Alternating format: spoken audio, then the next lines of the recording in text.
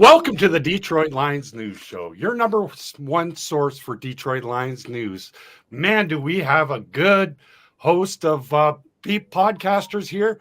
Today we have Mark Schmidt, former Lion. He played with Barry Sanders, Jeff Chadwick, Glover. Anyways, we also have John from SI, Sports Illustrated. Let's talk about it, guys. How's it going, John? You're training down camp. at you're down at training camp. You're down at 222 Republic Drive. What's your thoughts? What is it, day 4 of the training camp? Yeah, man, it's a great time of year. I'm excited. Thanks for having me on. Man, you can tell the excitement's there. The first day of training camp, there were cameras everywhere. It almost felt like last year where the Hard Knocks crew was there. So it's been fun to see how everybody's excited to see this football team really with everything they got going on with head coach Dan Campbell trying to take this football team to the next level. And I just love the interest. I love how much people are invested in what's going on in the offense and the defense. When CJ Gardner-Johnson went down right in front of me, when it got out, people were literally panicking because you realize the defense has a chance to be a lot better. Oh, you realize this defense has a chance to be a lot better, and to see the panic that happened, I'm glad that potentially the news is going to be okay. So I'm really happy that everybody's been paying attention to the Lions, and now with training camp kicking off, I think a lot of good things to check in. But this Friday, get excited. It's when the pads actually come on. Right on. That's awesome. Walter, how are you? How's your podcast going? Haven't talked to you since the last show. Introduce yourself, buddy. Oh, everything's been great, Darcy, man. Really appreciate you having me back on since the last show. Everything's going good, man. You know, things slowed down subscriber-wise during that certain downtime of the season when right after OTAs, but seems football fans all across the world have caught the bug again, and everybody's thirsty as hell for football right now. So I'm back, ready to talk some training camp because the season begins in, 48 days now? Something like that. Either way, I know Mark Orem keeps up with the exact dates of everything, but yeah. So I'm stoked, man. I'm ready. Well, we have a former Lion here, Mark Schmidt. How are you doing, buddy? I see you got your hair cut a little bit. Good, coach. Good, coach. But when I was in training camp, we were already there for 9 days already. So these kids, they got it easy. So that's how I wanted to come on the show. But what is it, the 26th? Yeah, we reported on the 15th. So there you go. Let's start off with that. No, it's going to be a great year. I think that there's a lot of people that are recognizing Detroit. I don't live in the Detroit area. I live in the Buffalo area. So, but there's a lot of talk about the Lions even here and what they're supposed to do this year. There's just a lot of positive talk. A lot of things are coming to fruition for the team. And, I think that they're predicting them to go really far. I was talking to another podcast out of Syracuse, and the people on the show there were saying that, they all picked Detroit to be in the NFC Championship game. So that was kind of interesting. And Syracuse is kind of half Buffalo fans and half New York Giant fans. I did that podcast a couple of days ago, and they were saying, no, the Detroit Lions are going to be in the NFC Championship. So, that's just a perspective of some neutral areas of what they're saying about Detroit. It was nice to hear. I don't know, maybe they were saying it to please me, but I don't think that they were. So it's an exciting time, and it should be. And it's been long enough to be where they've been, and now it's time to take the next step. And they know that. I was interested in what Kaminsky said, the defensive lineman. He had a quote, I think, 2 or 3 days ago. He said, "You guys have no idea what it is like in this building," and I'm paraphrasing here, what it is like in this building as a family and building this team. And I thought that kind of resonated with me because, it was just really interesting and great to hear that. And these guys are coming together, man. And the opener that's what you want. You want Kansas City in the opener. They win that game. They shock the world. Boom. And it's, you want that. You want the best right out of the gate. And I wouldn't want it any other way. I'd be like, yeah, let's bring them on. So, and you play it when I played, what Wayne Fonts would say, hey, we don't care if it's in Kansas City or Detroit or out in the parking lot. We'll play them anywhere. We don't care about that. You say the fans are not on the field. So, they have nothing to do with the outcome. So you just remember that. So anyway, that's my pitch. And we got my boss here, the founder of the Detroit Lions News like page. This is his page that we're broadcasting. This is Joseph P. Chapp or Cap? Chapp. Yeah, Chapp. Yeah. Introduce yourself, brother. How you guys doing, man? Good. Everyone's excited for this. Everyone's excited for the season, obviously, and I think it's going to be a great year. This is going to be the first time since I've managed that page that I think we're actually going to have like a legit contender this year. Oh, for sure. So it'll be fun.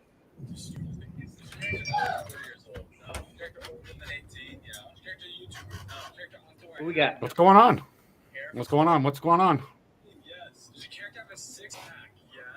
What up, man? What are you saying, brother? Man, Post. it's my name Neal from the Baloney Bandit podcast. We talk about Detroit Lions. We do video games and everything, but mainly Detroit Lions. It's been kind of slow because of the off season. I've been waiting for the season to start, but I'm ready for the season to start. You feel me? Like with their new vamp secondary and the 2 new running backs, I think we're gonna do big things this year, man. I believe so. Yeah, you know the name. You know the game.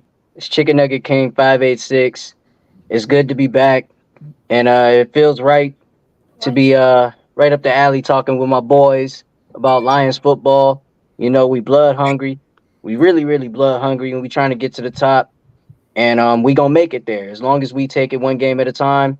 And Kansas City, we ready. And let me pull this, little Sharpie. Matter of fact, I'm doing a little Sharpie impression anyway from Joe Horn. I'll do it like this.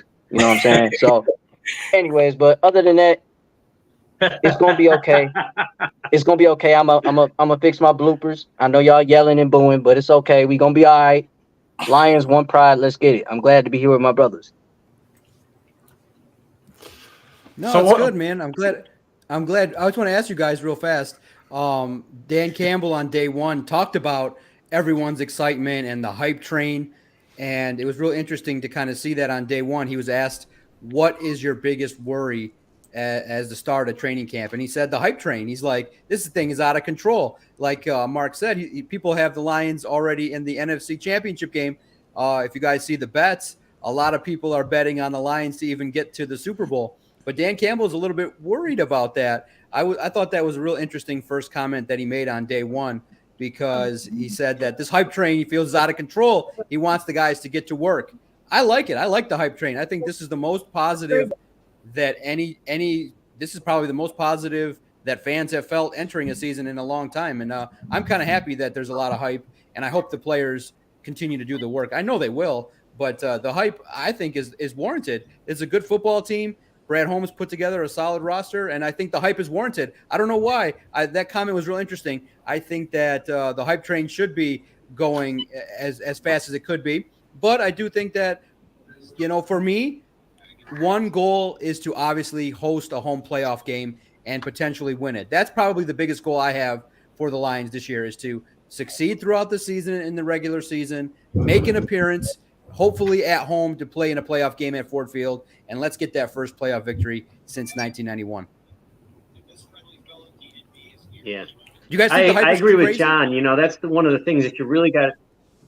No, John, I know the hype is warranted, and it's good because there hasn't been a lot of hype the last few years. I mean, a little bit last year, but no, I think it's great. I think the players will do the work. But it's they're a good football team. They're ready. And, there was a lot of people, not a lot of people, but there were some people saying, oh, geez, you got to play Kansas City in the opener. They don't, hem and haw about that. And you got to tackle that. You got to go after it. That's the way it is, And, I like it. I think it's warranted, and it's good. It's good for the city. It's good for the fans, and it's good for the players too, because then you got to live up to it. If you're an also Rand, then you're going to play to that level. So I look at it as setting the bar high. If you got hype, then you're setting the bar high, right? I think that's that's the way to look at it, instead of as a deterrent. So Yeah, I agree 1,000%. I think there's a lot of people, not necessarily just in this town, but even nationally, that feel like the nerve of this town to believe they're contenders. But if you remember a couple years ago, the Dolphins had damn near the identical finish that we did to their season right before they got rid of Brian Flores, and people were crowning them playoff contenders and AFC contenders the very next year. So I think for Lions fans, it's okay to really see this team for what they really are. This is a good football team. You know, they finished 8-2 the final 10 games of last season. They won 9 games. What is the hype? You know, hype is what? We expect to win 2 more games or 3 more games. It's possible. And I know you can't really base a lot on what a record is of the opponents in the previous year, but this team matches up well with a lot of different teams, even Kansas City. I understand that Patrick Mahomes, he's the ultimate X factor. But if you look at our defensive personnel, mainly in the secondary, matched up against their receiving core, not so much Travis Kelce. You know, Kelsey's different. But outside of Kelsey, I think we match up very well against that team. So it's going to be interesting. And I think for Lions fans that feel like when the schedule came out or the NFL stuck it to us, why are we playing the Chiefs so early? That's a little bit of a loser mentality. Yeah. You can't be scared of anybody for that matter. And if you're going to beat Kansas City, I think week 1, before they know a damn thing about you, is the best time to get it. Because if we were catching Kansas City in week 5, week 6, after Andy Reid and that team has had a few games to really get tabs on us, because right now all they know about us is what they saw last year. So I feel if we're going to beat Kansas City, week 1 is the best time to do it, to really catch them.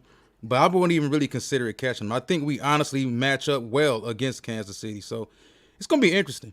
And Kansas City got their own issues. Hey, Chris Jones may not even be there week 1 for that matter. So it's going to be fun, man. And I think for Lions fans, it's okay. Yeah. It's okay to have high hopes. You know, people are telling us we shouldn't have high hopes. You got this SOL crap still floating around. And why are you guys so hyped? The team is just going to let you down again. To me, that's a bunch of BS. You have to keep every season pretty much evaluated in a vacuum for what it is. And we match up well with a lot of teams on our schedule. They've done a lot to rebuild this roster over the last couple years. And I think more than anything else, when I look back at those last 3 pressers of Dan Campbell the past couple days, more than anything else, he looks at ease. After year 1, he looked like he was about to lose every single hair on his head. But now he sounds more confident. He sounds more at ease because they finally got the players in there that they needed to have in there, man. There's no Tyrell Williams. There's no Breshad Perryman. There's no Trey Flowers. Like, it took a while to weed out all of the players that no longer needed to be here. And now they've got not only talent, because he said that in the interview. That's true. It's not about just having tough, hard-nosed, try-hard guys. We've got talent. We got guys who are tough, hard-nosed, that try hard, but they're also talented as hell. So we're right there. I think we're going to be right there, man. It's just going to be interesting to see how this season unfolds. You know, I feel like we the brand new bad boys in the NFL. You know, and I think any opponent that comes our way, if they want some, they can come get some. You know, we ain't scared. We ain't hiding. Come game 1, I expect nothing less than a dogfight. Travis Kelce, you can get it. Patrick Mahomes, you can get it. You can get it on the parking lot. You can get it in the backyard. You can get it in, the sand lot. We'll be ready to play anytime you want it. You heard it from the Chicken Nugget King. And best believe, your boy ain't holding up. We ready kickoff. Trust me. And as for Dan Campbell, I think Dan Campbell is, really letting us know, like, look, don't listen to the white noise. That white noise is nothing. Just let your game do the talking. Actions speak louder than words. And we got to go out there and be a grit grind team that we supposed to be, right? If we a grit grind team, we going to show them that we're a grit grind team, and we going to, finish what we started. 8-2 last year, that's nothing. Let's take it up a higher notch and show them what we're made of. Yeah, I think Campbell can see through the smoke because a lot of the national media that's patting us on the back right now, they're the same people that predicted us to lose by 20-plus points to Green Bay in the last game of the season. So it's funny how one win can change a lot. But if we go to Kansas City week 1 and get our heads kicked in, those same people that's patting us on the back right now are going to say we're finished. So I think that's a big reason why Dan is saying ignore the white noise, because these people will turn on you in a heartbeat.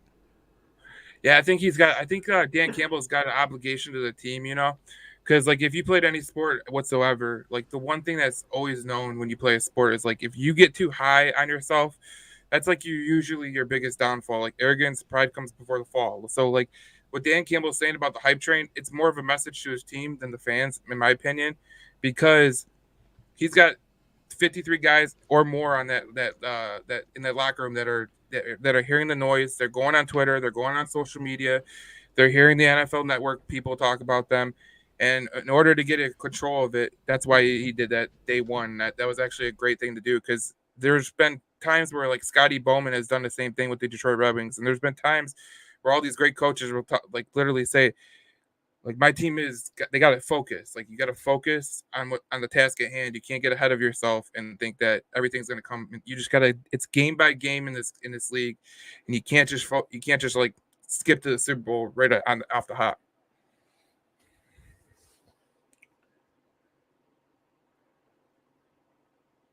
Like, we can rotate people in and out to keep people fresh. Like, this is going to be a dangerous Detroit Lions team, man. Like, if people don't know, like, from the skill positions to the defensive line, like, we are deep everywhere, and that's something we ain't never had in Detroit in a long, long time. And I give credit to Brad Holmes. Like, he came here and put everything together. Like, him and Dan Campbell came down. They had a plan, and they stuck to that plan.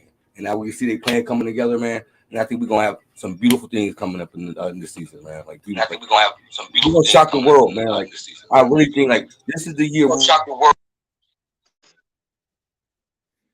Yeah, no, that'd be like I said, that's great. I love all the hype. Love seeing everybody into it all, and I think everybody does believe this football team is going to really perform out there on the field. So I'm just curious. You guys have been reading everything, paying attention through the first 4 days of the acclimation period. But look, guys, there's been no pads, so nobody's hitting each other. It is kind of more similar as to what's been going on to OTAs and minicamp. But I think one of the biggest takeaways I had was the offense in its second year with Ben Johnson looks amazing. I think this offense has the potential to be top 5 in the National Football League. You hear it from the players. You see the confidence that Goff has in St. Brown.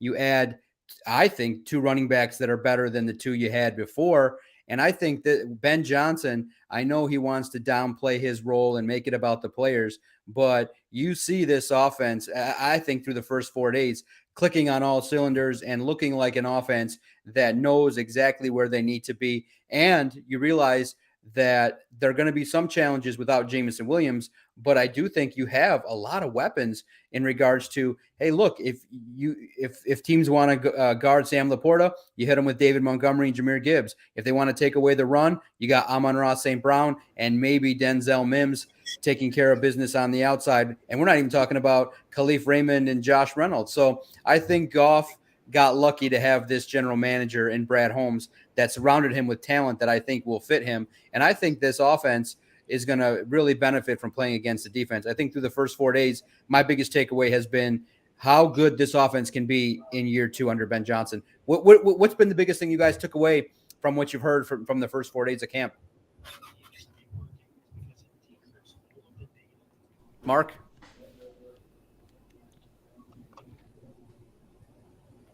Well, no, I think the talk has been that the defense has gotten better. I guess the defensive backfield's gotten better. The linebackers. I think from what my take is that the defense has gotten better, and especially on the back end. That's what the talk is. That's what I gathered from it.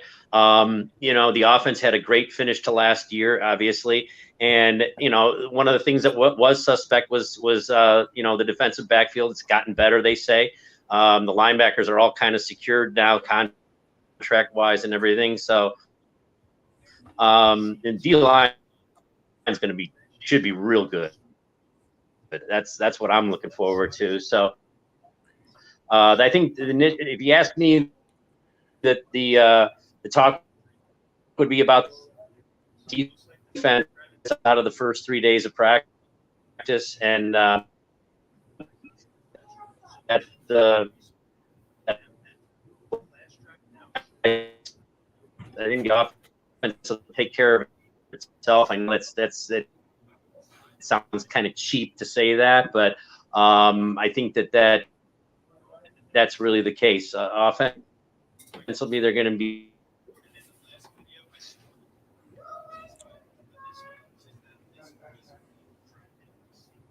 I think we lost them. Yeah. Yeah, you know what's impressed me though? You know what's really impressed me? Like I was reading today and I heard from a couple people that were there, like the defensive line was tipping passes today. And like the one thing I've always talked about with the Detroit Lions and the defense is like if your big men can get up and like get the ball, like in the you get hands in the passing lanes, like that helps out your secondary tremendously.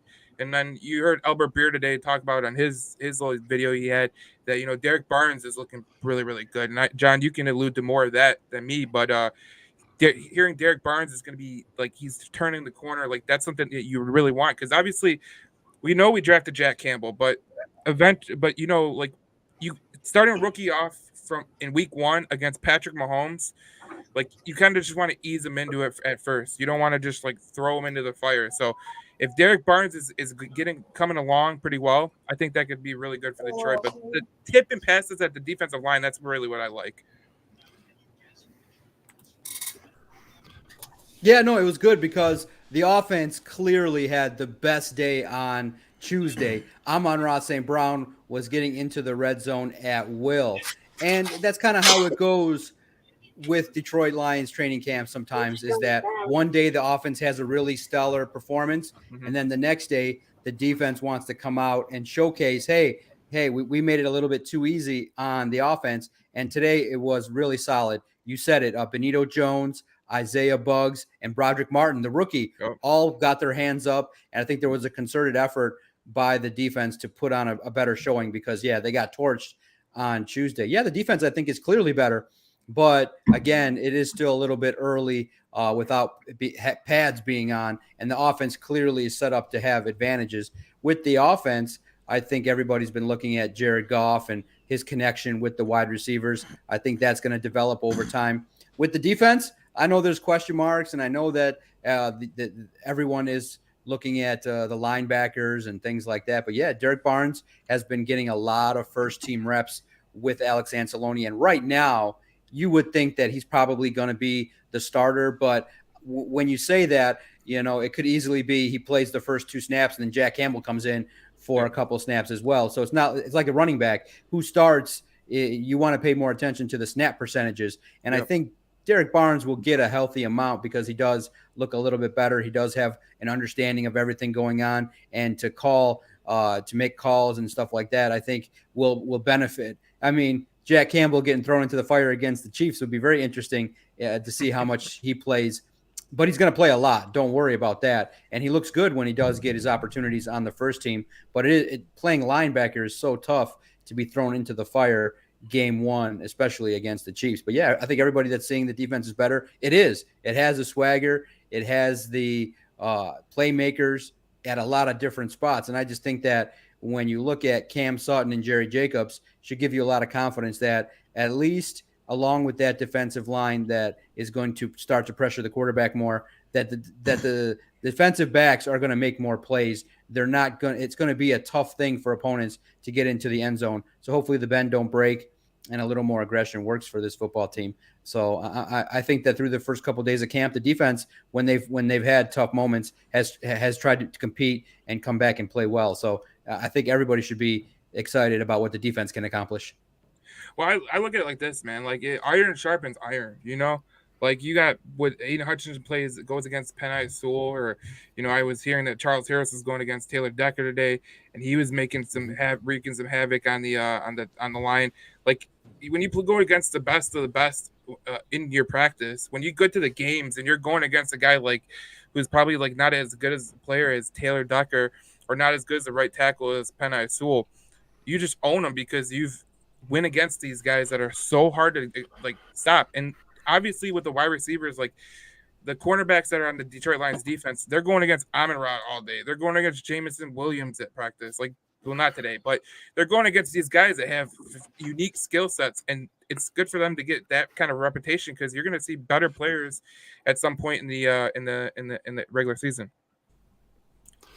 So I'm so happy. I'm so happy Levi's back. Like, that's a big weight off the Detroit Lions, center of the defense, the A gap pressures.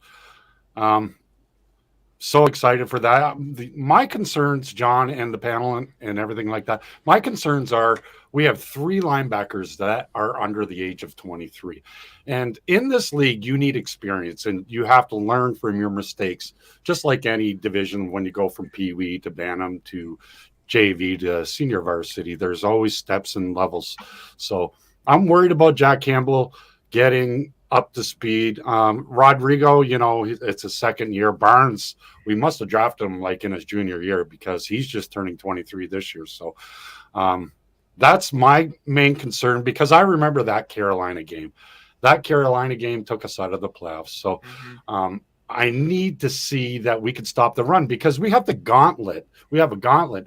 We have Green Bay's running backs. We have Bijan Robinson coming to town.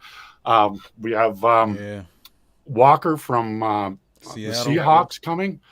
Oh my God, we got it. We need to be able to stop the run first of all, and that's what That I'm so scared. I'm scared of going into Green Bay and we're 0-3 because we can't stop the run. Yeah, I think that's a possibility. But when we look back on the Carolina game from a year ago, the Philadelphia game, the Seattle game, there was almost identical recipes to beat us offensively by those teams. I mean, if you go to 12-man personnel consistently against that defense, that 4-2-5, and you cracking down receivers all day on everybody, what else is it to do? I mean, Deontay Foreman, by the time he got to the line of scrimmage, there was already an extra 8-9 yards. And then once he trucked somebody or get loose for somebody, that was it. But I think we're going to be solid enough within that defensive line. I think guys on that D-line are a little more experienced. We don't know if the Okwaras they're going to keep both Okwaras, but Pascal is a guy also. Pascal's a guy that I think I'm interested to really see if they're going to play him exclusively at edge or is he going to play more inside, some 3 technique. They're going to stand him up because he's a guy that, even though Pascal is undersized, he's got abnormally long arms. He's got unusual bend also to get around the edge. So he's a guy that I think can camp out at edge a little more often. But I think the experience is there. And I understand Darcy's concerned about the age of the group. Anzalone's the elder statesman. I believe he's 28. But if that defensive front can be much better than what it was a year ago, because Kaminsky's back, he's more comfortable, I'm sure. Isaiah Buggs, he's one of the leaders up front. Broderick Martin, I don't know what people really expect out of Broderick, but Broderick's going to have to come along slowly. They should be okay. But I do believe that there's certain offenses we're not going to mesh well against. That's just how it is. If people think we're not going to have ugly run defense games again next season, they're crazy. Because you can build your defense the way you want to build it. Typically, most teams build their defense now like the Eagles wanted to build their team. The Eagles led the league in sacks a year ago. But once they got to the Super Bowl, and this was something I said prior to the Super Bowl, the Chiefs, with the size of that offensive line and Andy Reid's brain power, they're going to take advantage of what the Eagles are. The Eagles were small up front. I mean, outside of guys like Jordan Davis, who was a rookie last year, Fletcher Cox, who was the elder statesman over there. But the Chiefs mauled that defensive line. Yep. But that's what happens when you build your team to stop the pass, and that's it. Yep. So you're going to run across a team every now and then that's going to realize what their advantage is, and they're going to hold you to it. But overall, I mean, I agree. I mean, a lot of people feel like the Chiefs game is a measuring stick. That's not a measuring stick for me. To me, it's Seattle. Seattle and Atlanta are 2 teams we need to beat. Because as Darcy brought up, not only Bijan Robinson with Atlanta, you're talking about dealing with Cordero Patterson. You're talking about dealing with the other running back that they drafted late last year, and also Arthur Smith. Arthur Smith coming from Tennessee, you know exactly what they want that offense to be. They're going to see what we happened to us last year, and they're going to probably attempt the same exact thing. So for me, the Chiefs game isn't a measuring stick. They're the defending champs. I'm not a fan that feels like, well, if we lose to the Chiefs, it's over. We're fake. We're phony. We're pretenders. I'm more into that Seattle game week 2 and that Atlanta game coming up after that. And then, of course, Carolina too. You know, yeah, that's another game. That's another crucial game. And I think some Lions fans have the nerve to overlook those teams. Like, we're not in position to overlook anybody. We still have to lace our cleats up every Sunday and take these teams serious. Seattle punched us in the mouth a year ago. Carolina punched us in the mouth a year ago. Atlanta started their rebuild the same offseason we started ours. They went away. Well, they went with a different approach, but even outside of the running back stable, you're talking about guys like Drake London, Kyle Pitts. Now, do they understand offensively how to get those guys to football? That still remains to be seen. But those weapons are out there, and that's a damn good offensive line, a young offensive line Atlanta has as well, with guys like Lidstrom and McGarry. So there's a lot to be concerned with for Detroit, and I think we're going to learn a lot. I think we'll learn more about this team week 2 against Seattle than we will week 1 against the Chiefs. Yeah, I think everybody is looking at the run game and they're like, man, it's good. That's one of my question marks too, is the run game. But, Darcy said something about, the linebackers being young. And I know people don't like Alex Anzalone, but this is literally the reason they kept him here, because the one thing you always figure out with all these teams when they're trying to, rebuild and start getting playoff position is they always have a guy who is like a veteran leader for a group. And you've seen them bring in Chauncey Gardner-Johnson, which that was a key move for several reasons, because he could help the run out too. But also, he's going to help develop Brian Branch. But with the linebackers, you got Alex Anzalone in there, just in case these young kids start to get a little bit, jumbled up in the course of a game. And everyone said the same exact thing. Atlanta's going to be a hard running team because Bijan Robinson is going to be a damn good running back in the NFL. You got Kenneth Walker out of the second game. I mean, the Chiefs have a run game that's like, it's not like overpowering, but like they have these guys that they always find guys that can just rush for 75 yards. So you're hoping that you can hold them to that and hold Patrick Mahomes, because one of the things that the Lions have struggled with Dan Campbell and Aaron Glenn last year was these mobile quarterbacks. Like, mobile quarterbacks have hurt the Detroit Lions more than anything. You look at Jalen Hurts, you look at Geno Smith running. I mean, I didn't even know Geno Smith can run that fast, but he could. You look at all these running quarterbacks, and they have gave Detroit fits. So if you're Aaron Glenn, you got to look at the tape and study up, because Patrick Mahomes is week 1. He shows an ability to get out of the pocket and move.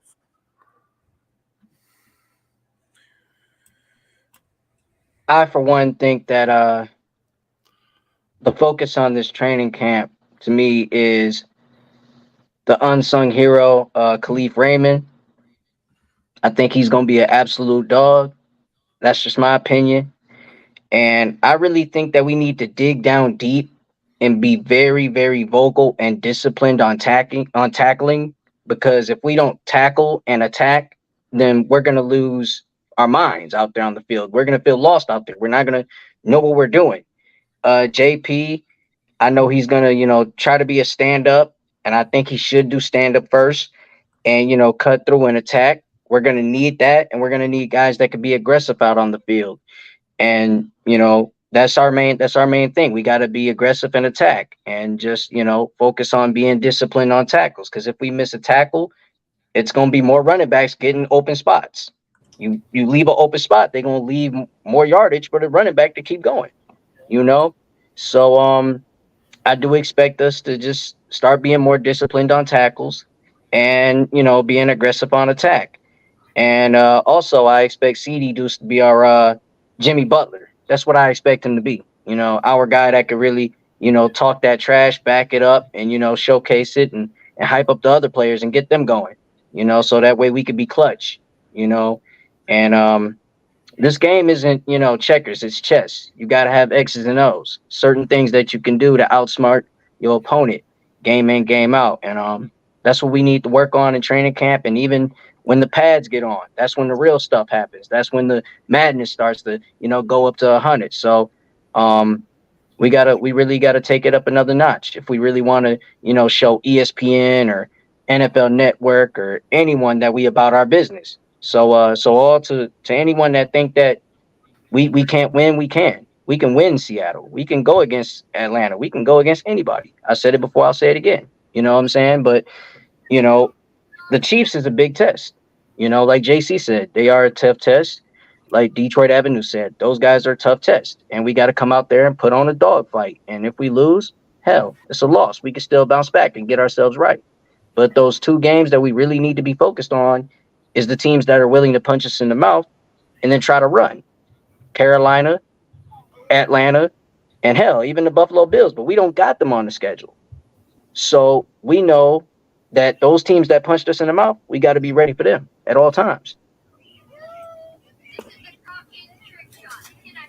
I don't think there's going to be many teams out there that's going to be ready to punch us in the mouth this year, though. Like I said, because Dan Campbell, he going to get his team focused. Like I said, our depth is deeper than we ever been. Like at running back, wide receiver, defensive line, even our secondary. Like Brian, I believe Brian Branch, if he got drafted anywhere, he'd be starting anywhere. But him sitting out the first year is going to be good. You know what I mean? Like I think our secondary is going to be a key factor to this team. Like CJ Johnson, he coming in with that swag. Like he giving back him and Tracy Walker, man, they should be able to shut down anything that's deep coming in. I don't think the deep ball, we're going to be shutting down the deep ball this year. Like I think the Detroit Lions, we're going to be coming in waves on defense. Our defensive line, I swear, like a lot of people got us underrated, like on the defensive line, even in our linebacker core, like it's underrated. But I think that they can put this unit together that we can stop anybody, man. I think we're going to shock the world when we play Kansas City in our first game. Man, I love it. I love hearing that everybody thinks the Lions are going to go into Arrowhead and shock the world. I hope it's a competitive football game. That's what everybody wants to see. I love that the whole eyes of the nation are going to be on that football game. And I love the fact that the 3-4 hours before the game will all be talk about the Lions and the Chiefs. And it'll give everybody a great opportunity to see across the country what the Lions are about. Now, with the pads coming on Friday, it's real interesting to look in the comments here. I see Brian Stover still has a little bit of doubts about Jared Goff. You see some people who have the hype train. I see a fan here has 12 wins, 12-5. That's would be awesome if the team were to go 12-5. So I look at it and I really do agree with what Ken Fisher wrote and said that keeping our opponent's offense on the bench will be key, and that's done through the offense. So the first thing, and this will be the last thing I have before I get out of here, I'm curious with you guys because a lot of people are talking about it. And it's really two things. It involves the offense. Do you trust now Jared Goff? Has he earned your trust? Because of the fact now that first year he didn't have any weapons. It was alluded to, they gave him Brashad Perriman and Tyrell Williams. And even Brad Holmes said on the podcast that he went on with Peter Schrager, he said, look, Jared Goff handled it like a pro. He didn't complain. He weathered the storm with having super conservative Anthony Lynn, who never wanted to throw the football deep. And he finally got the right guy in Ben Johnson. And I think that now I'm getting there. I trust Jared Goff in the regular season to be able to manage the team, run the offense. I just want to see what he looks like in Detroit in a playoff game when the pressure is triple. But I do trust Jared Goff right now. I think that he's the QB1. He's the guy under center. I think that the offense is going to perform at a high level. And I think that there's a lot worse quarterbacks you could have under center. And I think Ben Johnson just has unlocked everything that Jared Goff does well in terms of decision-making, quick passes, understanding where receivers need to be, and you give him a couple weapons in Amon-Ra St. Brown. Hopefully Denzel Mims makes the team and Jameson Williams comes back hungry and he's got a couple deep threats.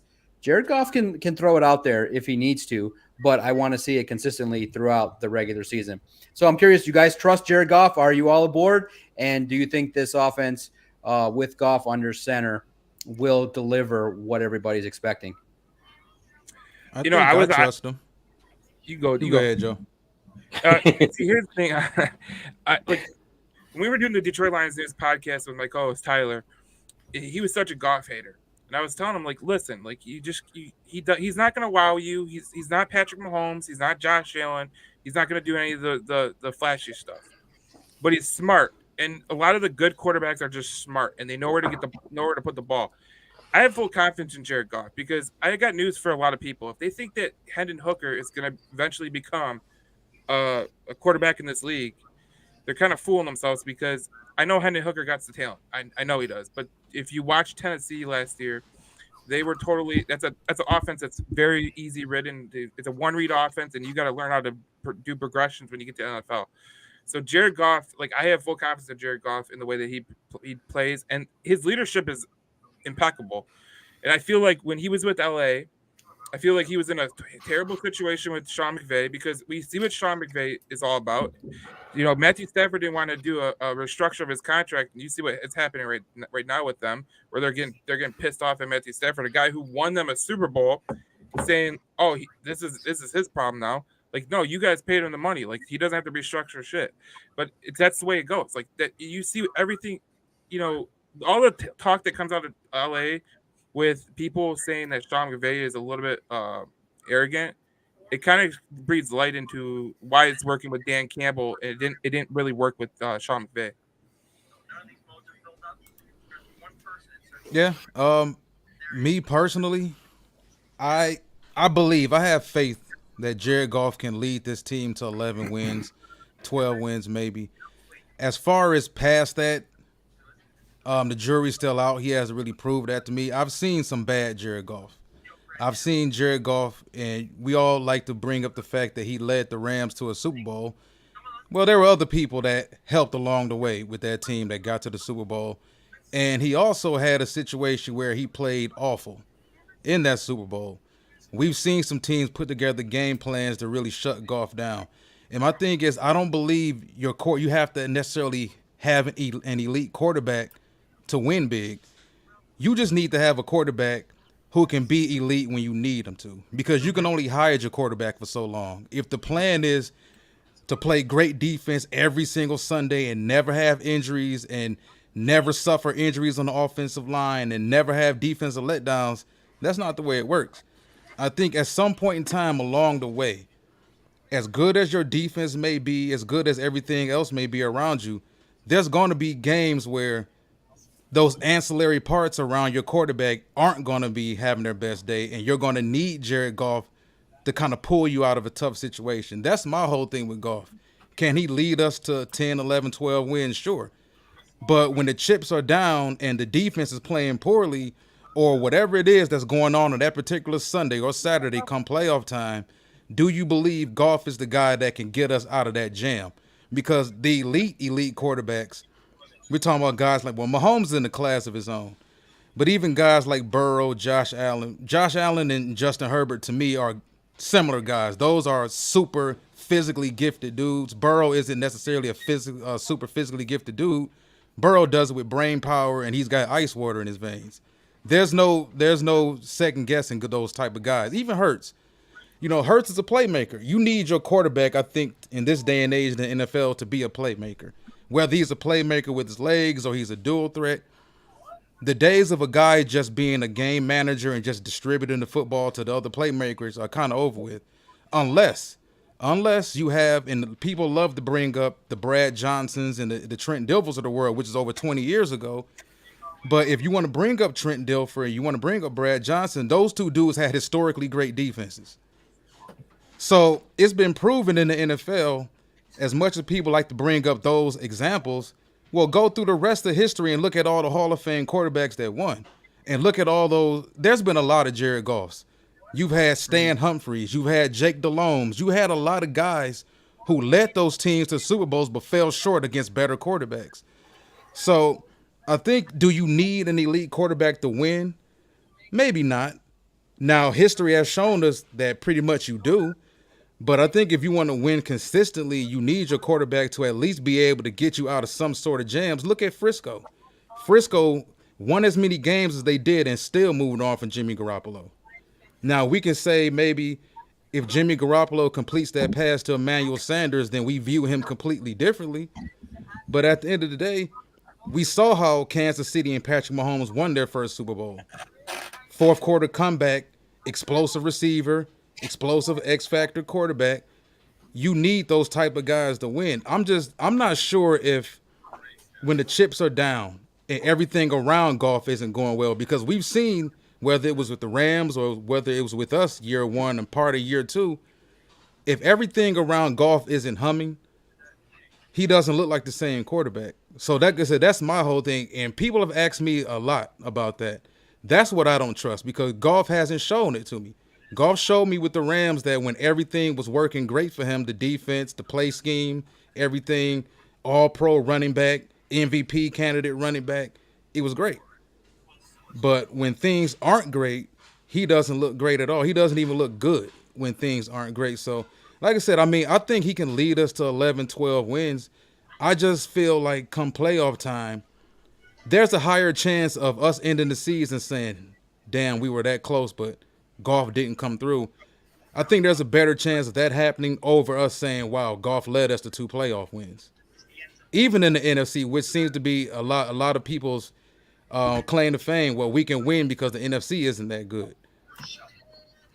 I mean, I think Jared Goff can do it, but I have more faith. I mean, I trust in Jared Goff, but I have more faith in our offensive coordinator, Brad Johnson. Like, I think he's not gonna put Goff in them situations. He's not gonna where he is all on him. He's gonna make sure the offense is flourished. Like, he gonna put Goff in the right spots where when it comes down to it, he know directly where to go with his offense, like who he's going to. So, like, I mean, I have faith in Jared Goff.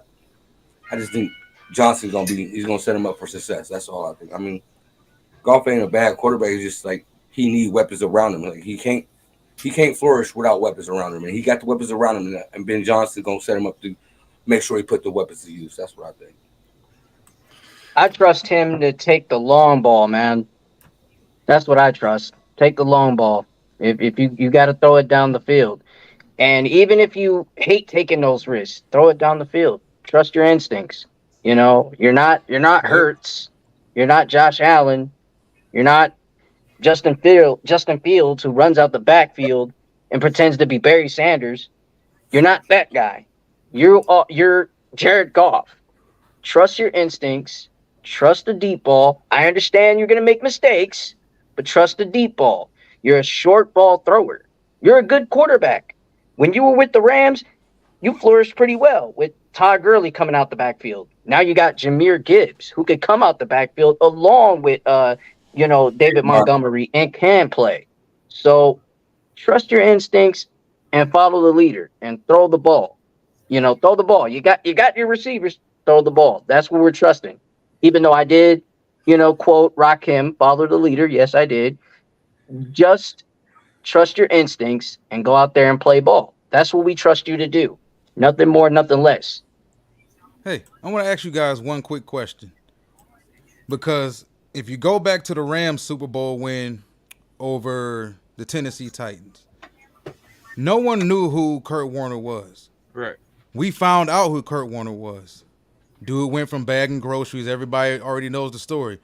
Kurt Warner had that effort in him.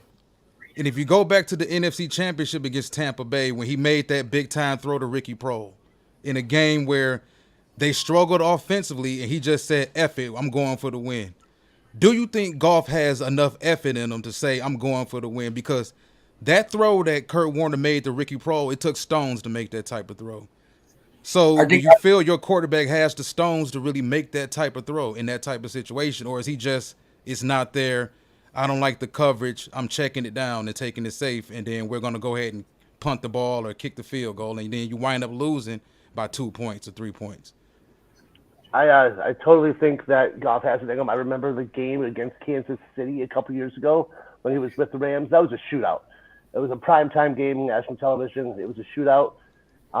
He played out of his mind. And I think he has the capability to do that again. I think he will. I think a big factor of it is the offensive line. Is if they can stay, if they can keep him upright, the sky's the limit. I also think that Ben Johnson might throw a little bit of RPO this year. Goff isn't as stiff as you think. He's got a little bit of mobility, and I think that might be something that plays into effect. I think if he gets us to the playoffs, which obviously I think he will, I think he can surprise some people. He's got a chip on his shoulder. He wants to prove everybody wrong about the last time he was in the playoffs. He doesn't want to be Jared Goff that chokes and doesn't throw a touchdown in the Super Bowl or the playoffs. So he's got something to prove. I think he got him that dog in him because look at all the controversy he's been through since getting traded to Detroit, like getting traded with 2 first-round picks and not coming here with not having no weapons and not having that many skill players and everything else. Like he ain't complaining, he just went up there and he fought. Now that he got everything together, this is that prove year for him.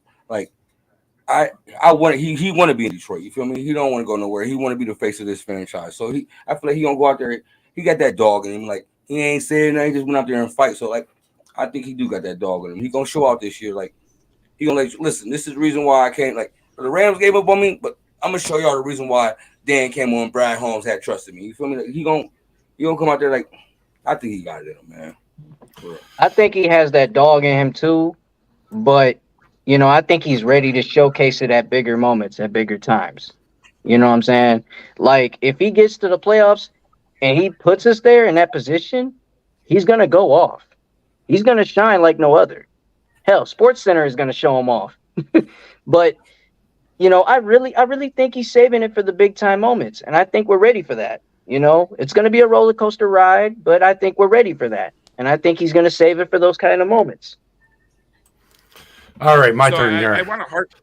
Oh, hang on. You can go, Joe. Okay, let me go because actually I'm gonna bring Joe into this because this is a debate. We all said when we traded Matthew Stafford and got all those first round and a third round pick that we were going to draft a quarterback for our future. We all said that. We didn't expect Jared Goff to start winning in November and December. He did that last year. He won 8 of the last 10 games. Now, what I need to see from him, and I've lost followers from Joe's page because Joe and I go at it and he knows this. I'll let him come in here and say this too, right? Yeah. Joe and I debate about this, right? But Joe says Jared Goff can win you a Super Bowl. But for me, I need you to win in goddamn September and October. You haven't proven it to me. You haven't proven it to me that you can win in September, October. So I'm going to just wait, and I'm going to be on the fence. I love that he's have confidence. I love that he's changed his foot positioning. I love that Amon-Ra St. Brown is catching 6 touchdowns out of 10 passes. Out of 10. Out of 10, yeah. So I'm going to just keep my lip zippered. Because I don't want to lose any more followers, and I'm just but come October, I don't want to have to tell all you guys, all you Lions fans, I told you so. And I want Joe to go ahead, Joe. Rebuttal that. All right, so look, I think we're missing the point last year when we were talking about he can't win in September and October, because every one of those games was winnable. They scored enough points to win those games. Like they scored enough points to win the Seattle game. They scored enough points to win the Philadelphia game. They scored. Well, the coach kind of blundered the Minnesota game, but we will go past that. But they scored enough points to win these games, and they didn't because the defense didn't help them out. Like if you score 42 points in the NFL, you should win the damn football game. I don't care who you are. I don't care what team you are. You score 42 damn points in an NFL football game, that should be a W every time. So the fact that Detroit was losing 45-42 in the Seattle game, they don't force a punt, like that is totally 100% on your defense. And look, I think people miss the mark, okay? Like when you look at the NFL in the totality, right? Like you look at Patrick Mahomes and the Chiefs. One of the reasons that the Patrick Mahomes and the Chiefs are so like a well-oiled machine is because you got to look at their defense, and you got to look at Chris Jones. He literally is a key fixture of that defense. And I know that they got to get a contract done with him, but they're going to get it done because he's a key fixture of that defense. But even losing Trayvon Matthew, they still had that guy in the middle that was wreaking havoc. And you had guys like Frank Clark who would just come playoff time, they turn into a totally different animal. But like you need defense to win. You need defense to help you win football games. You can't just rely on offense. And we see that with the Chiefs. I mean, even if they score 45 points, they're still holding the guy to the other team that's like 35. So look, I think Jared Goff is gonna. I think he can win the Super Bowl with Detroit. I definitely can.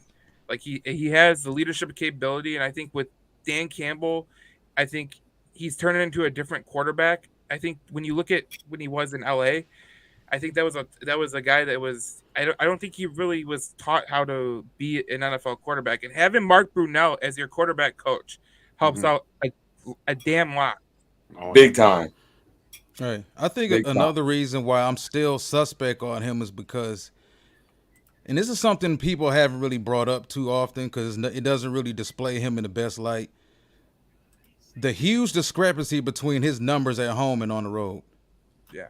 Elite quarterbacks don't have that big of a discrepancy between playing on the road and playing at home. Like, was it what I think all of his touchdown passes came at home, except for like 4 or 5 of them, maybe that much. You look at the Giant game, you look at the Jet game. There were games where on the road where they were team victories. You know, he didn't light the world on fire, but it reminds me of sort of how if you look at the NBA and they say, well, bench players tend to play better at home. A lot of times backup quarterbacks, and I'm not just calling him a backup quarterback, but backup quarterbacks, if you look at how he performed, the discrepancy between at Ford Field with the fans behind you and on the road was scary. Because starting quality quarterbacks, elite quarterbacks, however you want to classify them, they don't throw 25 touchdowns at home and 3 on the road or whatever the number was. To me, that's scary too, because if you're going to lead us somewhere, you're going to have to lead us into enemy territory more than likely at some point in time. All of these situations in the pretty much all of those situations aren't going to completely be in your favor.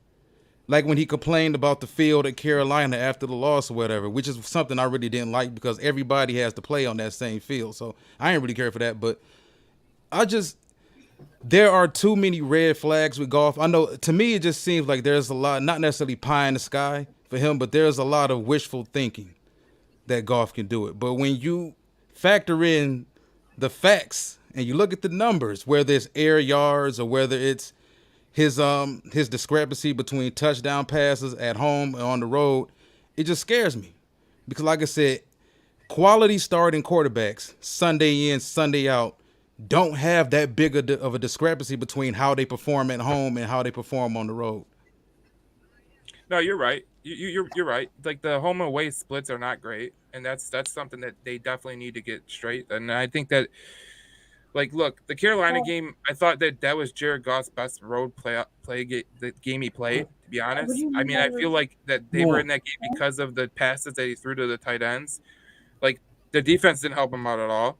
But when you look at the road road and home splits are pretty offset. I mean, if you're looking for Jared Goff to become a perfect quarterback, like there's only one perfect quarterback in the league. There may be 2, and that's Mahomes and Burrow. That's it. Besides everyone else in the league has some kind of issue with some kind of their game. And you look at Dak Prescott and Dallas, right? Like Dallas fans want to throw him through a freaking wall because the guy routinely will throw interceptions at the wrong time. Jalen Hurts, he's a great player. He showed he was a great player, but we'll see what happens this year in another year. When you have AJ Brown, that's definitely a good weapon to have. I just feel like people look at it and they say, "Oh, you have to be perfect to be, the quarterback," and that's just not capable. We've seen Eli Manning be an average quarterback through a season, and then all of a sudden he turns into playoff Eli, and they're going to the Super Bowl and they're upsetting the Patriots. That's the type of stuff that you can't overlook. Like you can't overlook team leadership. You can't overlook a guy who is a leader of the offense and who gets the offense.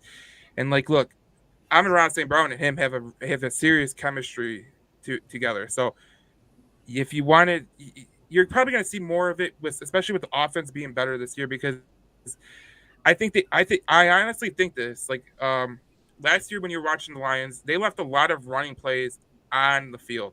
Like there was a lot of plays where they could have got 3 or 4 more yards, and Swift took a wrong route to get to the outside, and it ended up being a 2-yard loss, and when it could have been a 5-yard gain. So that's some of the things that I look at, and I'm like, okay, we just got to fix that, and they'll be good. I, for one, would like to say that everyone is focused on offense and defense. That's true because defense wins championships and offense helps you put points on the board. But when it comes to special teams, that is your X factor too. That helps out too. That's the very important, piece of the game as well. We can't leave out special teams because special teams is going to get us hyped. Special teams is going to give us some energy. So that way, our O line and our D line and our running backs and our, wide receivers and even the quarterback can get the juices flowing. You know what I'm saying? Early in the season, September, October, those are real meaningful games. If you can't bring it in those games, you're going to get finished. You're going to be finito, done, out of there. People are going to judge your game. But they want to look at that kind of stuff and don't look at how special teams is going to be and affecting those games. Special teams are a real meaningful effect in that. We got one of the dangerous special teams in the league, though. Like we're so unpredictable on special teams, like them going for it on fourth down, the fake punts and everything. Our special teams is so like unpredictable that people can't. They try to scheme for our special teams, but you never know what we're gonna do for special teams. So like our special teams gonna be great. Go ahead, bro. Go ahead. And Joe, I gotta ask you this, man. Mm-hmm. Have you heard what the D-line guy from the Falcons said? No. Well, I don't want to repeat it at all, but I hope it's gonna get the juices flowing. So if you want to see it, go out and check it out on YouTube. It's everywhere. You know that Grady guy, Grady? Oh, Grady Jarrett? Yeah, Grady Jarrett. When he was talking on NFL Network. Yeah, that. Yeah. That's something that I think that you're gonna put that clip on a loop when they play Atlanta. To be honest, so I did see that. I was like, I mean, my question to you is, I know it motivated me, and I know it motivated the panel, but did it motivate you even more? Oh yeah, I think it's gonna motivate the team, to be honest too, because I know for a fact that Dan Campbell uses teams he uses if they talk to the media, they use that Aaron Rodgers thing up until the last game, and they had nothing to play for that game. They had nothing to play for it. But that I heard from a couple people that was plastered all over the wall. That one quotation mark that he said, they're just an average team. That team that was plastered all over the wall. So if you think Dan Campbell's not going to use that in the locker room, you're out of your mind. I look forward to the Atlanta game. Something you were saying about what Grady Jarrett said. When the Lions earlier this year did the schedule reveal, they had the players walk up and pick which team they were most excited for. Don't be surprised to see the biggest game of John Kaminsky's career against Atlanta. He didn't pick any division rivals. He picked up the Atlanta Falcons helmet and was super stoked. And I think that's going to go for a lot of the guys on this team. We all feel slighted. They all feel like they've got a chip on their shoulder and they've got something to prove.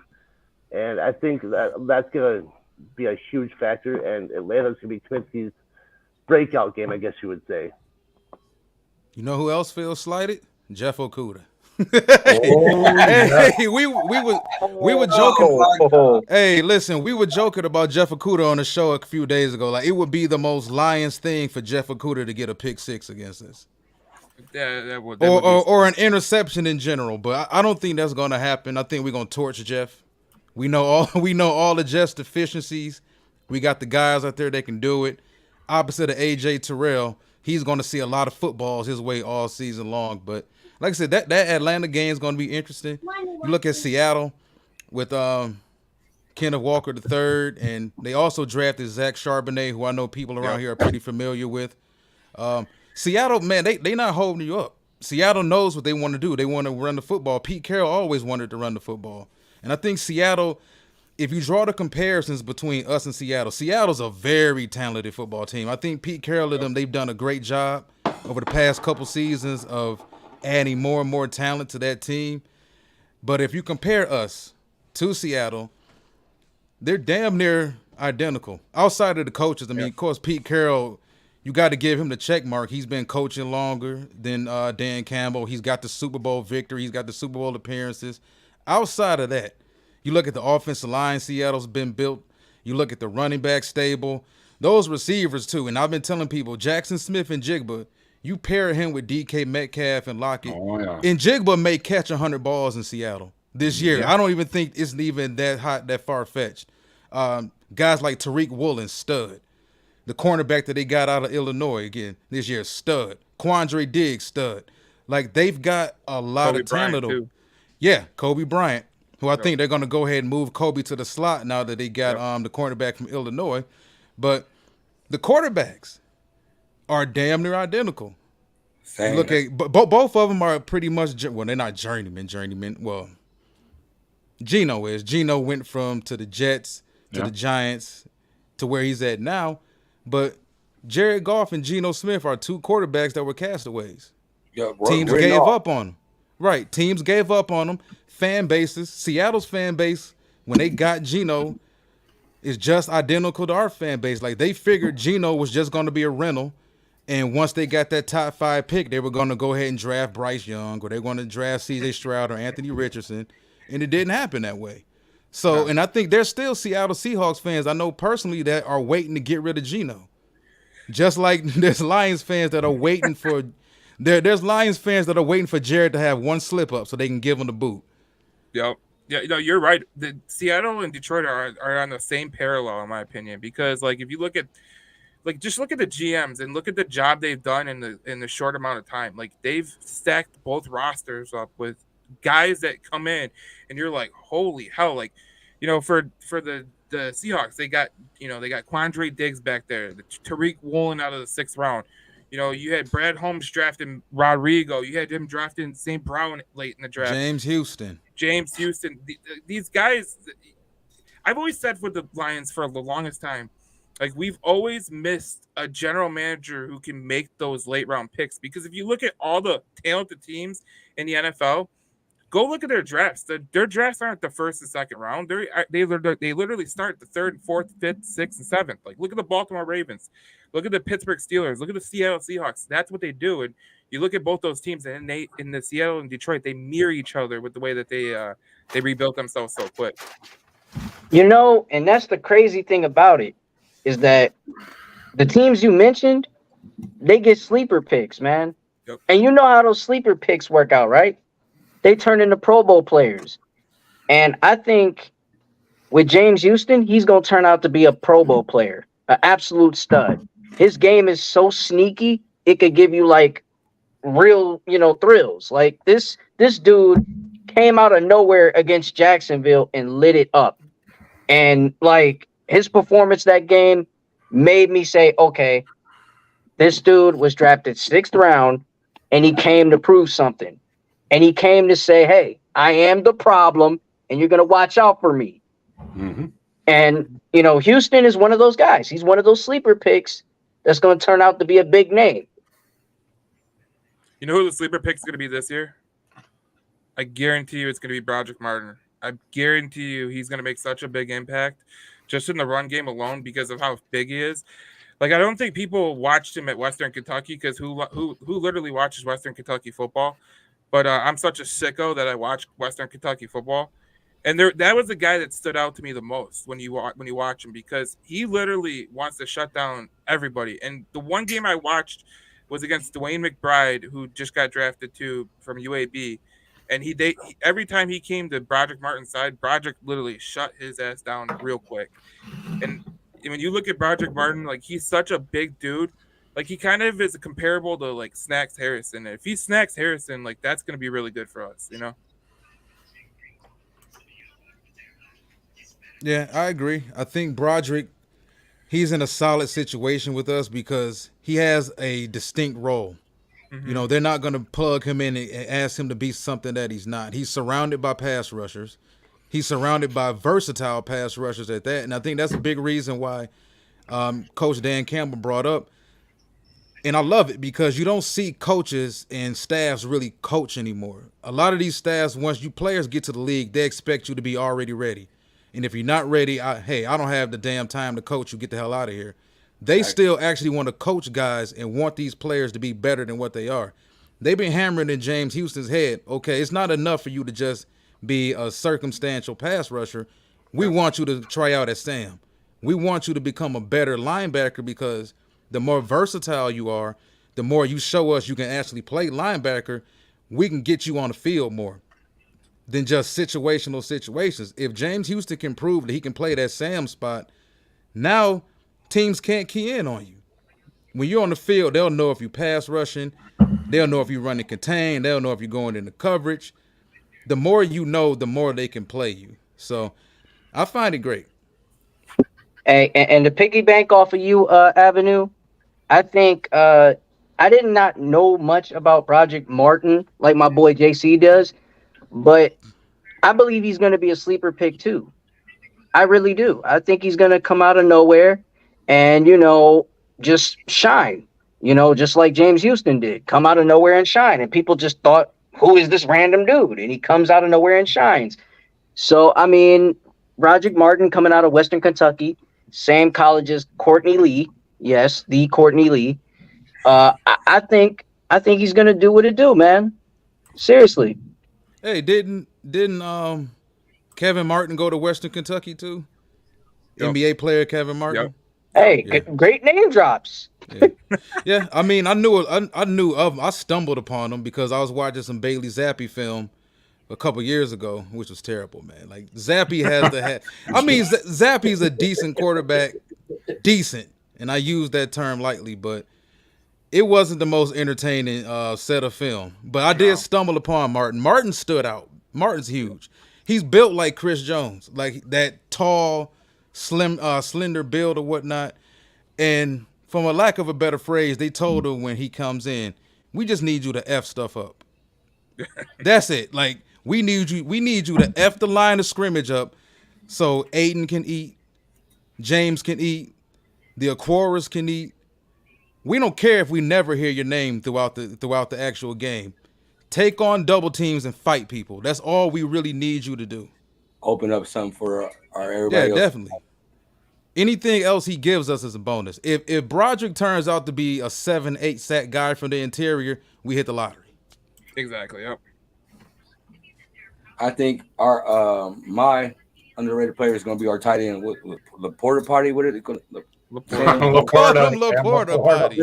Listen, like I hope you don't. I hope that nickname don't stick, man. That means he went wrong. I've been hearing that. I think like I've been seeing film. I've been seeing him jumping for catches. All this in OTs. Like his. Like I didn't even know who he was when we drafted him. You feel me? Like now I'm seeing him during OT. Like he gonna be. They said in the running, in the passing, pass blocking, everything. He really solid. So I want to see. I think that's gonna be our underrated person that day. Everybody. I mean, he had everybody hyping him up now, but I didn't know who this dude was. You feel me? Like, and I had to go back and watch the film about the dude. Like he's a solid tight end. Like he gonna change the way.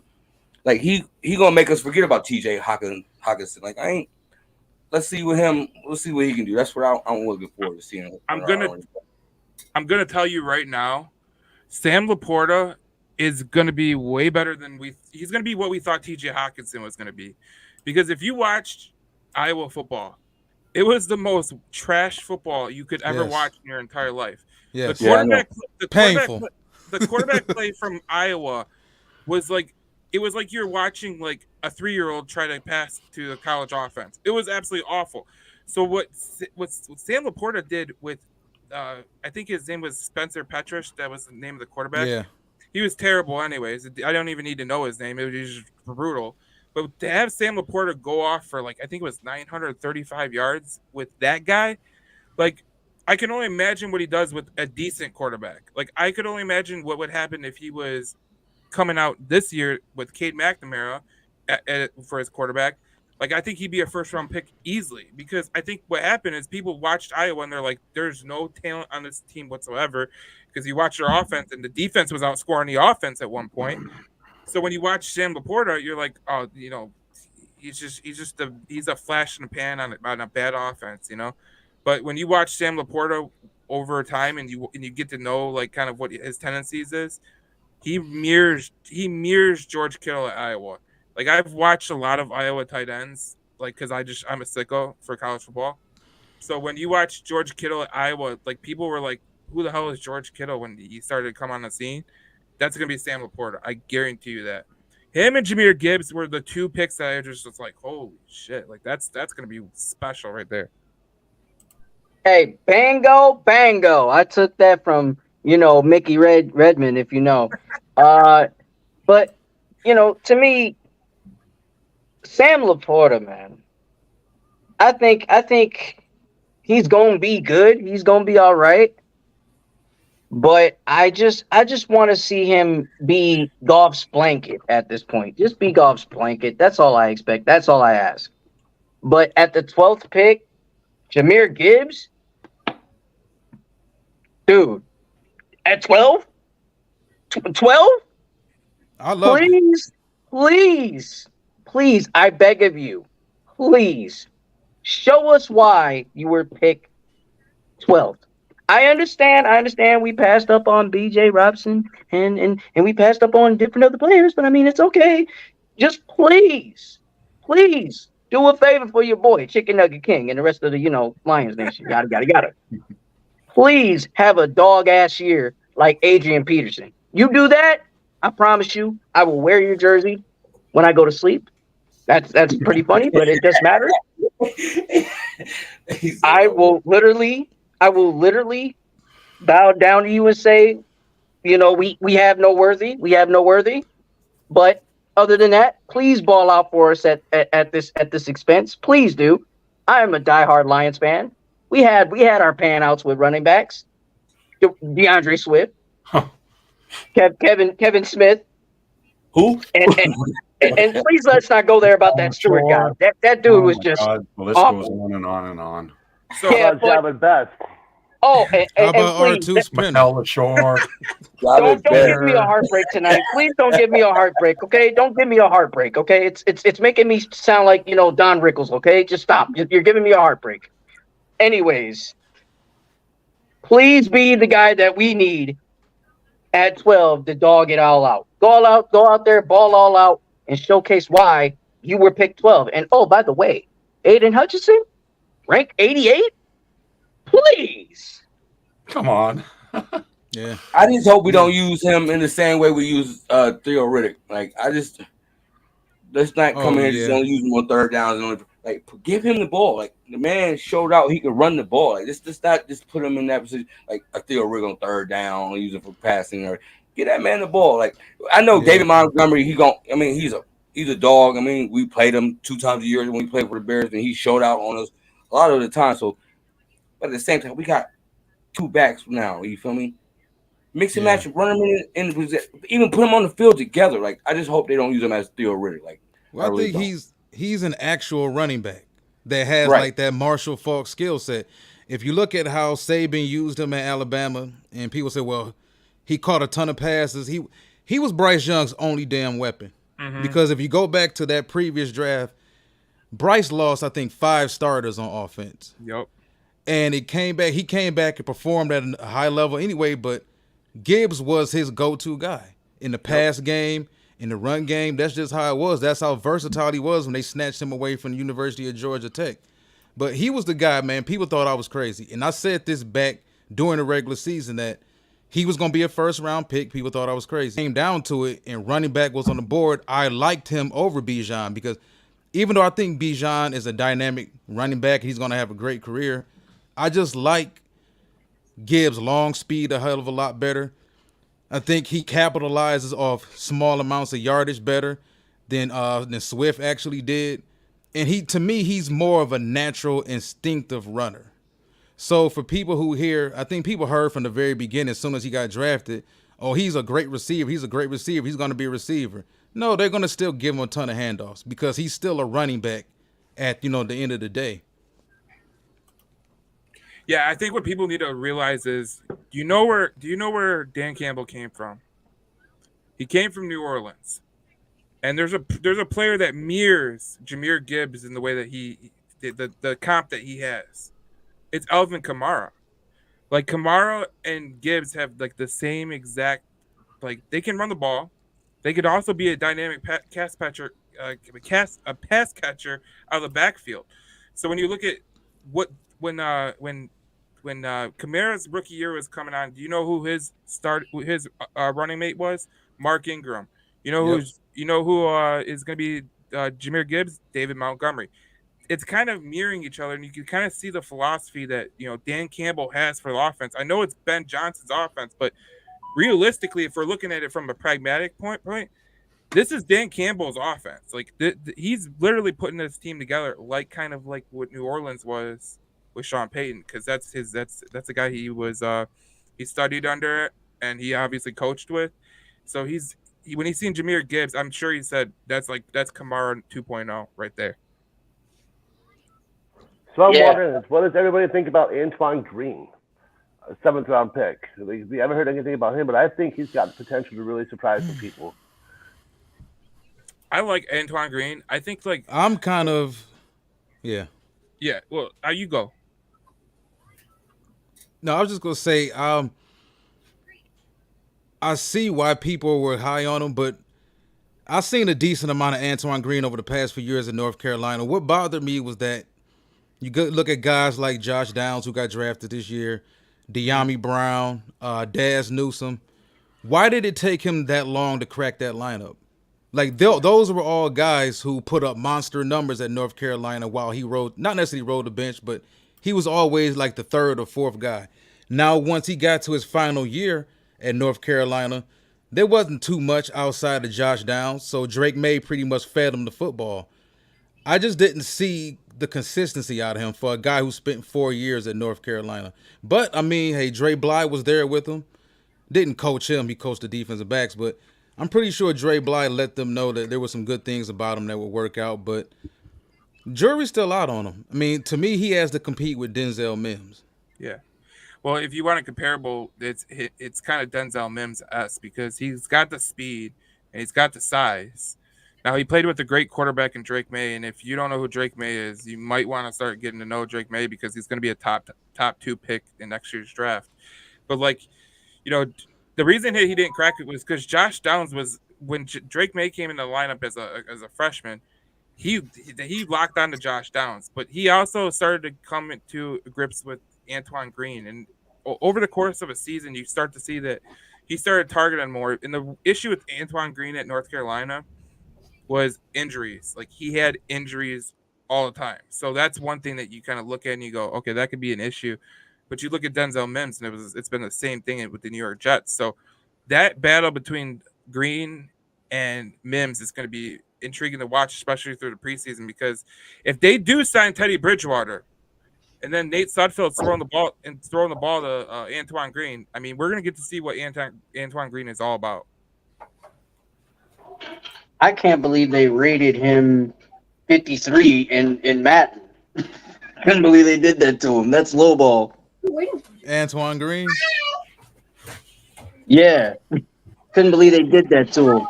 But Teddy Bridgewater would be nice as our solid, QB2. I think he done good with different other teams as a journeyman, and I think he's getting another opportunity here.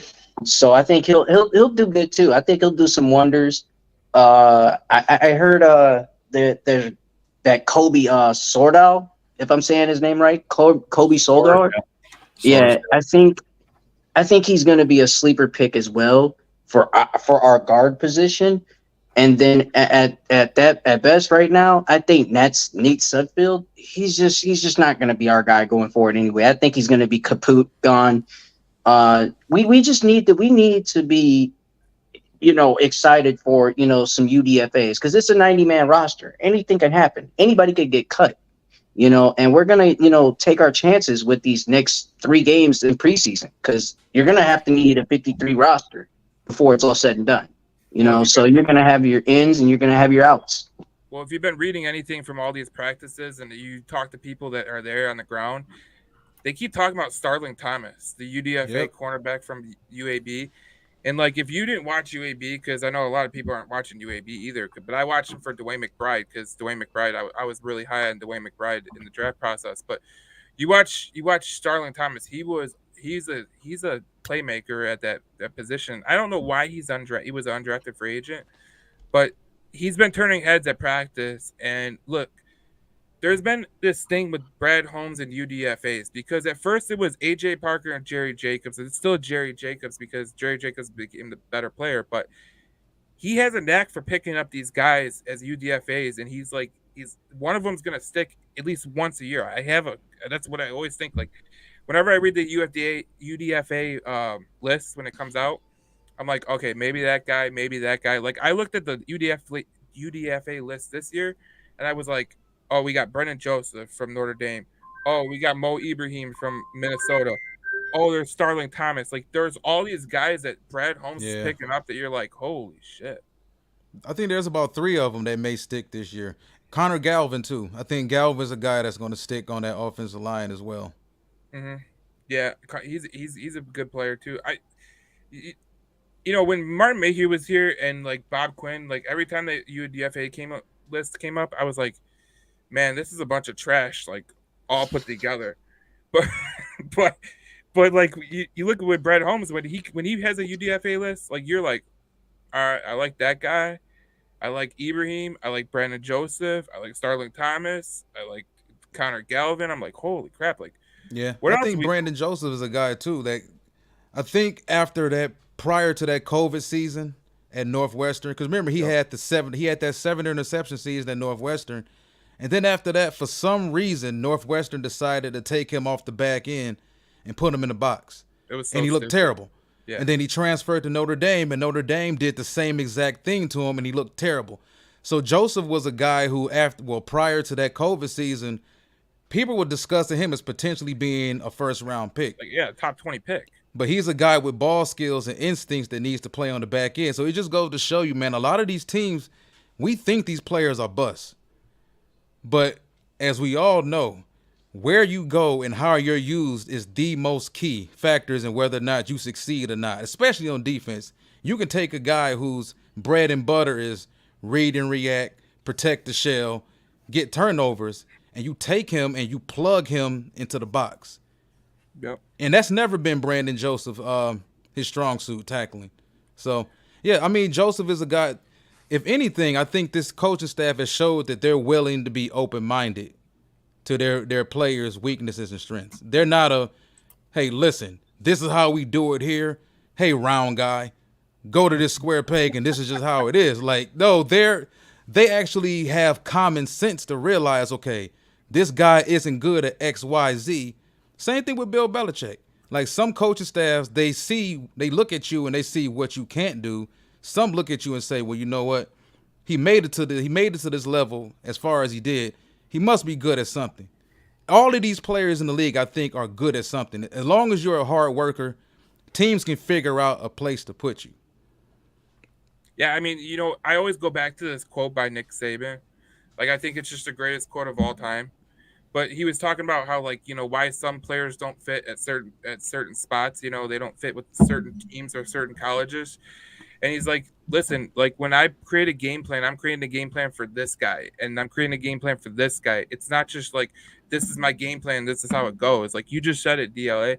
Like that's how it goes. Like these guys that are great coaches and great coaching staffs, like Mike Tomlin is another one of them in the NFL.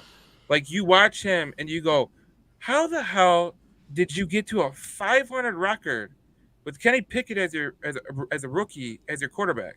It's because Mike Tomlin always finds a way to put his players in the best position to succeed. They had no TJ Watt for the longest time last year. Like they had no TJ Watt. No interior defense. Yeah, exactly. No interior defense. And Alex Highsmith came out of nowhere. And why did he come out of nowhere? Because Mike Tomlin put him in the best position to succeed. And when you look at like that Pittsburgh team this year, they're gonna have Highsmith on one side and TJ Watt on the other side. So like, look. The best coaches will get the best out of their players, and the worst coaches, like Matt Patricia, will bring the worst out of their players. And we've seen that. He had to throw that in there, didn't he? Okay. Hey, so it's okay to throw darts at Patricia. I was kind of holding back, but we can throw darts at Patricia. Oh, we can always throw darts at Patricia. I mean, we have a big target, so we're good. Yeah. You know what I used to liken him and Bob Quinn to? Go to work with your dad day. Yeah. Like, the kids who decide to play dress up, I'm going to put on my dad's suit and I'm put on my dad's wingtips, and I'm gonna go to work. I'm gonna go to work and pretend to be a GM, and I'm gonna go to work and pretend to be a head coach. I'm gonna be a rocket scientist. Yeah, they were the coach. complete opposite of what we have here. Like those guys were, hey, well, Bill told us to do it this way, and this is the way we're gonna do it. And if you don't like it, get the hell out of here, Slay. So And we'll also go to the media and we'll smirch your identity and say you're not a team guy and you don't belong here. Like that's what I really hated when they took. Slay was a good guy. He was a good guy in the community here. He was a good guy in the locker room. So was Diggs. But you have some coaching staff that don't want to hear a damn thing from the players. And the way they just kicked those two dudes out of town and publicly kind of threw dirt on their names just rubbed me the wrong way. I couldn't wait for that regime to get out of here, man. So it was like 2018, 2019. It was the first year after Patricia. And at the time I was going to scouting school and I was going to try to get a job in the Detroit Lions front office. And I actually got interviewed by the Lions. And one of the things they asked me was, they were like, did you go to Syracuse? And I look at them and I go, no, dude, I'm from like Detroit. Like I'm from Livonia, Michigan. Like I went to Wayne State. So like, like I didn't go to Syracuse. Who the hell wants to go to Syracuse? If I'm going to go to college anywhere out of the state of Michigan, I'm going to go to like Miami or something where I'm going to have fun. Like I'm not going to Syracuse. And then I knew right after that, I knew that the interview was over and I wasn't getting the job. But that right there turned me off the Detroit Lions with Bob Quinn and Matt Patricia, because I knew from that question alone showed me everything that they're about. Like they're about looking a certain way, hiring certain people from certain people, and that's the way that they ran it. And that's not how you run an organization. Like if you look at the Steelers and you look at the Patriots and you look at the Yankees and the Red Wings when they were a dynasty, like they never hired guys just because they went to a school somewhere. They hired the best guys. And you look at Brad Holmes and you look at the guys he hires, it's night and day. The guy hired is like everyone in that front office of the Detroit Lions right now is literally one of the best at their position. Like Ray Agnew, which is their pro guy, he's one of the best in the league. He will be a GM someday. He will be a GM pretty soon. I guarantee you, because he's got that it factor. And then you got Disner as their salary cap guy. Like you're just surrounded by good people that can help you win. And it's not just the GM that helps the team win. It's the people he hires around him, because the GM can't do everything. The GM can't go out and scout every player.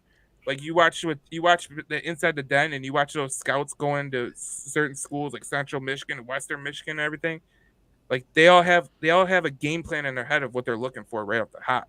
And that just tells you everything about like what the Lions are building in Detroit. I think they also let their scouts do their job. Yeah. And we've heard that through the first 3 drafts. You hear about, well, Snyder's gone from Washington, but you hear some of the rumors about how he ran the drafts and he made the last decision and the first decision on players. Like, dude, like, why would you undermine your scouting staff like that? Like, the draft is their Super Bowl. Yeah. Right. These dudes spend countless hours on the road. They miss out on nights of sleep. They miss out on their kids' major events. And then when it comes to the draft, you rob them of it. And that was similar to what Matt Millen did when the infamous story when Matt Millen walked into the war room the day of the draft. Everyone said, all right, so it's final. We're either doing DeMarcus Ware or Sean Merriman. And he walks in and say, hey, no, I had a dream about Mike Williams last night, which was kind of suspect already to me anyway. But no, I had a dream about Mike Williams. So that's what we're going with. But I thought we were going with DeMarcus Ware. Hell no. I just said Mike Williams. Stamp it. Like how do you just walk into the war room and just undermine your staff like that? Arrogant. Everyone knows who James Dolan is, right? Oh man. Oh, I do. Of course. I do. Of course. I got a quick story. So one of the guys I went to scouting school with, he was a scout for. He's still a scout but he's a scout for the LA Lakers now. But he was with the Knicks, and they wanted to draft a certain player that was like he ended up being a really damn good player. His name was Donovan Mitchell, that the Detroit Pistons passed on to. They wanted to draft him. James Dolan came in there and said, no, we're not drafting him. We're drafting this guy. And the guy that they drafted, I think, was like he's out of the league right now.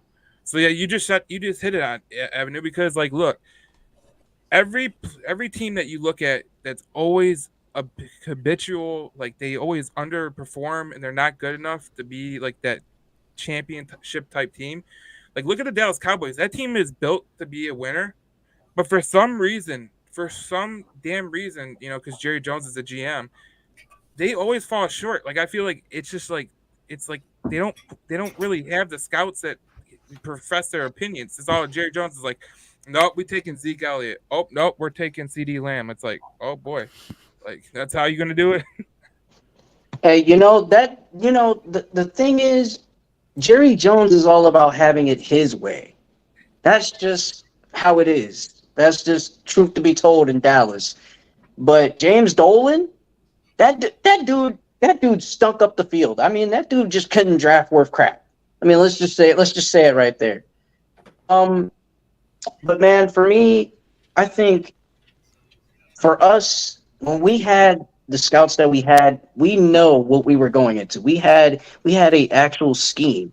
We had a scheme, we had a plan, we had a game plan, is to get players that fit the mold of Detroit. And that's what we did. The past 3 drafts got players that fit the mold of Detroit. Ray Agnew, definitely a smart dude. As you said, he's going to go up there and, get a GM job one day. Brad Holmes is a guy who does his homework on these guys day in, day out. And these scouts, they do their homework day in, day out on them too.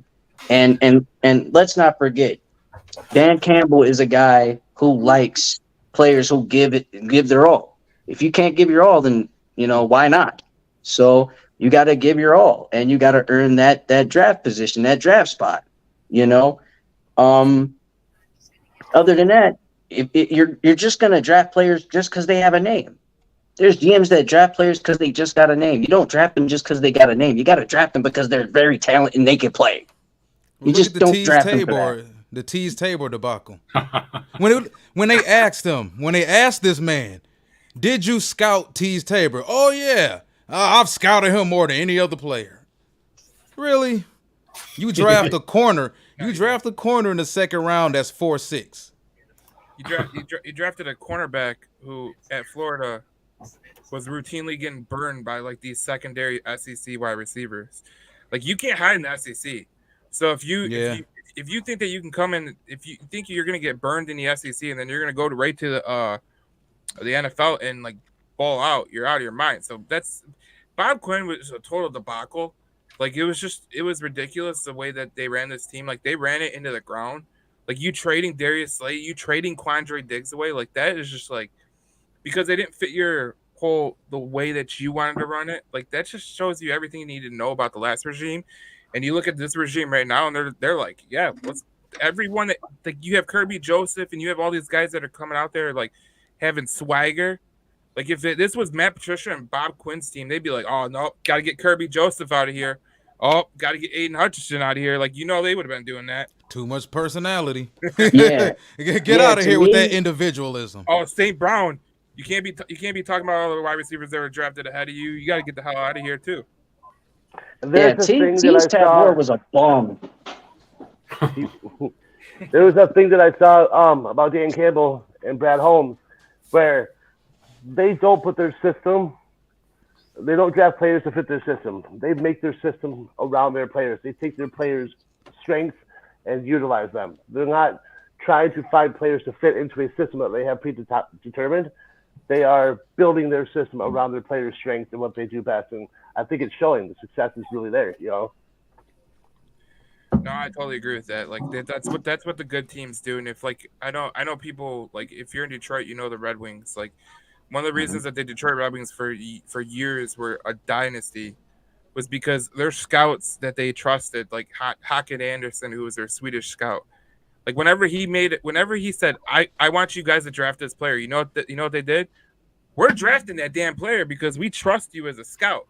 Like, the good organizations, they will be like, I trust you, and we're going with it. Like, one of the reasons the Rams drafted John Johnson when they drafted him, the safety that went to Cleveland, was because Brad Holmes said, look, I like this player. And Wade Phillips is like, all right, if you like this player, then we're going with him. And look how it turned out. Like, that's where Brad Holmes kind of learned it from.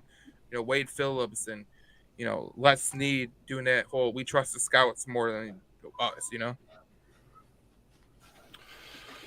Well, guys, damn, we're only down to 6. We were up to 50 at one time. I appreciate Joe Chapp, the founder of the Detroit Lions News like page. Do you guys do you want to keep going? Walter, I can't. I gotta jump into a actual Detroit Lions podcast in a few minutes, but it was great being on here, man. Yep. Great being on here. I enjoy being on here. Yeah, I might Thank get you these guys. It was nice to prepared. meet you. Yep, Yeah. it was great. It was very great talking to you guys, and we'll do more in the future. Yeah, do this again anytime. Hey, it's been a great time, man. Thank you, Joe Chapp. Thank you, Coach Darcy. Thank you, Detroit Lions Avenue, and thank you, Baloney Bandit, whatever your name. I'm sorry if I and messed it. Walter. Yeah, Detroit it's too much. Detroit Avenue is Walter Stringer, and we got Neal. What's your last name again? Green. Yeah, Neal. Yeah. Shout out to you, Shane, and it's just an honor to be here, man. Thank you for putting me on the show. And if you guys want to reach out to me, I'm on Twitter and Instagram and stuff. So yeah. All right. Well, thank you. That's another edition of the Detroit Lions News Show. Please subscribe, like, share to all these wonderful podcasters. Go to the Detroit Lions News like page with Joe's page right there at 55K. I think it's the hottest page out there. Subscribe to me. I'm only at 732 or something that. We're getting you up there, Darcy. Okay, we're gonna get you. I'm trying. I think I need Joe. I need to be more of the heel, but I'm gonna wait until about November until I told you so. Until Jerry Goff shows his ass. Okay, until I told you so. All right, one pride, baby, one pride. One pride. I know you see the nugget.